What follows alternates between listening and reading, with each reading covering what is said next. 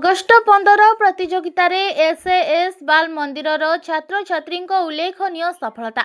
ସ୍ୱାଧୀନତା ଦିବସ ଅବସରରେ ଆୟୋଜିତ ବିଭିନ୍ନ ପ୍ରତିଯୋଗିତାରେ ଏସ୍ଏଏସ୍ ବାଲ୍ ମନ୍ଦିର ସ୍କୁଲର ଛାତ୍ରଛାତ୍ରୀମାନେ ଉଲ୍ଲେଖନୀୟ ସଫଳତା ହାସଲ କରି ବିଦ୍ୟାଳୟର ଗୌରବ ବଢ଼ାଇଛନ୍ତି।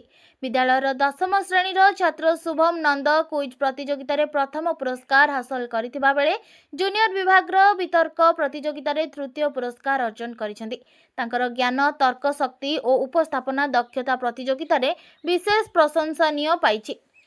ଅନ୍ୟପକ୍ଷରେ ଶୁଭମଙ୍କ ସାନ ଭାଇ ସୋମ ନନ୍ଦ ତୃତୀୟ ଶ୍ରେଣୀର ଛାତ୍ର ସବ୍ ଜୁନିୟର ବିଭାଗର ବିତର୍କ ପ୍ରତିଯୋଗିତାରେ ପ୍ରଥମ ପୁରସ୍କାର ହାସଲ କରି ପରିବାର ଓ ବିଦ୍ୟାଳୟ ପାଇଁ ଗର୍ବର କାରଣ ହୋଇଛନ୍ତି। ଏହି ଦୁଇ ଭାଇଙ୍କ ସଫଳତା ସହିତ ଏସ୍ଏଏସ୍ ବାଲ୍ ମନ୍ଦିରର ଅନ୍ୟାନ୍ୟ ଛାତ୍ରଛାତ୍ରୀମାନେ ମଧ୍ୟ କୁଇଜ୍, ବିତର୍କ ଓ ବିଭିନ୍ନ ଅନ୍ୟାନ୍ୟ ପ୍ରତିଯୋଗିତାରେ ପୁରସ୍କାର ହାସଲ କରିଛନ୍ତି। ସେମାନଙ୍କର ଏହି ସଫଳତା ବିଦ୍ୟାଳୟର ଶିକ୍ଷକ, ଶିକ୍ଷୟିତ୍ରୀ, ଅଭିଭାବକ ଓ ସହପାଠୀମାନଙ୍କ ମଧ୍ୟରେ ଆନନ୍ଦର ପରିବେଶ ସୃଷ୍ଟି କରିଛି। ବିଦ୍ୟାଳୟ ପକ୍ଷରୁ ସମସ୍ତ ସଫଳ ପ୍ରତିଯୋଗୀଙ୍କୁ ଅଭିନନ୍ଦନ ଜଣାଇବା ସହ ଭବିଷ୍ୟତରେ ମଧ୍ୟ ସେମାନେ ଏଭଳି କୃତିତ୍ୱ ଜାରି ରଖିବେ ବୋଲି ଆଶା ପ୍ରକାଶ କରାଯାଇଛି।